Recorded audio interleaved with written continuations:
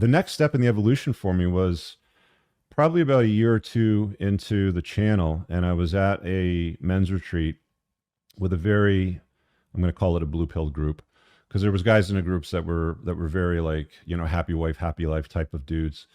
And I was sitting down at breakfast, and we were at Ben Greenfield's house at this event. He kind of had this biohacking place in Spokane, Washington. I think he's gotten rid of it now, or he's selling it because he's moved to another state.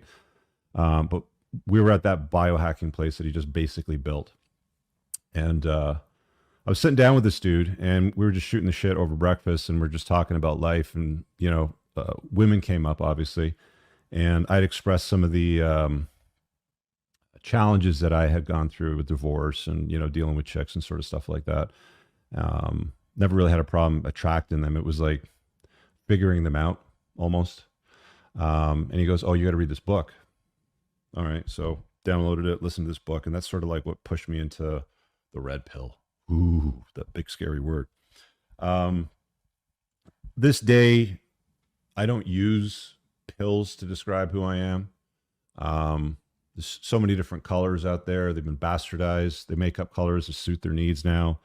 Am I red pilled? Yeah, sure. I'm not interested in being part of the manosphere, the manoswamp, especially conferences, you know, things like that. There's some interesting guys in that space that have some useful information. I still talk to some of them, but there's too many that I came across in that space through this evolution over the years. Because from about 2016 onwards was when more of my videos had less to do with cars. They were still filmed in the cars, but they weren't conversations around fast cars and stuff like that. I can sort of scroll down here in the channel, and there's a definite shift between car content and relationship type of stuff. The relationship type of stuff definitely took off. There was an appetite for it. I remember in the early days, one of the first YouTube channels that I started watching, because I didn't watch a lot of YouTube. There was mostly car reviews that I would pay attention to. I used to watch smoking tire type of car reviews, and there was another YouTube channel that had a lot of funding from YouTube that they drew the funding. I can't remember who the hell it was, but it was really good. It was with Chris Harris, before Chris Harris went on Top Gear and all that sort of stuff. Somebody in the comments can remind me, maybe Kizza knows. And I'll get to the super chats in a bit, guys. Thanks for dropping those in there. But the shift and the pivot over to the relationship stuff started with like the MGTOW stuff. MGTOW is men going their own way. If you've read my book, The Unplugged Alpha, the second edition is the one that you want, by the way, if you haven't read it yet. It's on Amazon. It's an interesting group of guys because they have a good understanding of relationships and the dynamics and attraction and all that sort of stuff. But there's a contingent of guys out there as well that are nihilistic, how can I put it? Quitters in some sense of the regard. But the MGTOW videos were really interesting in the early days. There was this dude, I can't remember his name for the life of me, but he went by Miggy or MGTOW 101.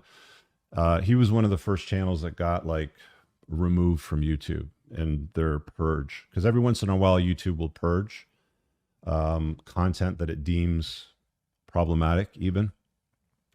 And I don't think the content was problematic in any sense or regard. It's just they targeted those keywords or the acronym itself. And a lot of those channels got wiped out. And that's why you don't see a lot of content now with the acronym used. But he had some really good videos, funny shit. He was an entertaining guy. He had this little outro at the end with some girl dancing down the street to some dubstep stuff. If you guys remember, if you know, you know, sort of thing.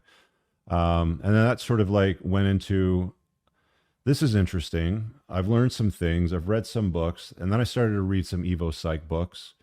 And then I started to talk to some of these guys in the space. And then I started making more and more videos about it. And it's like, I had this conversation with Dr. Orion Taraban at one point. I can't remember if we had it on a podcast together, if we did it privately when he was at my event at the forum, but he said something along the lines of, yeah, you know, I've followed your stuff kind of since the start, because he's a bit of a car guy too, but he's obviously in the psychology field.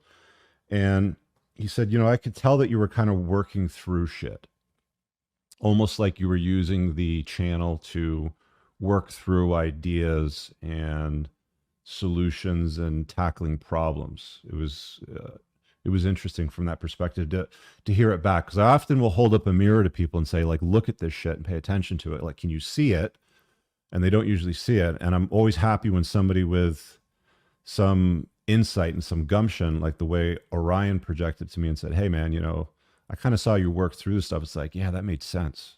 Because that's kind of what I did. Like, that was what the evolution of the channel became. It was almost like a place for me to take a topic, suss it out, bullet point some thoughts, and then just sort of chop it up in a car when I'm going somewhere. So I figured, rather than listening to music while driving, for me, it's like I've listened to all the music that I like. All the new music today sucks. If I want to listen to good music, I'll throw, some Led Zeppelin or some shit, or some Metallica, some fucking proper music. So I've listened to all the good music that I like. So I'll either listen to podcasts when I'm driving, or I got to find something else to occupy my time when I'm driving. So I figured I'll make a bunch of videos when I'm traveling, going places, going to and from the office, or whatever I had queued up.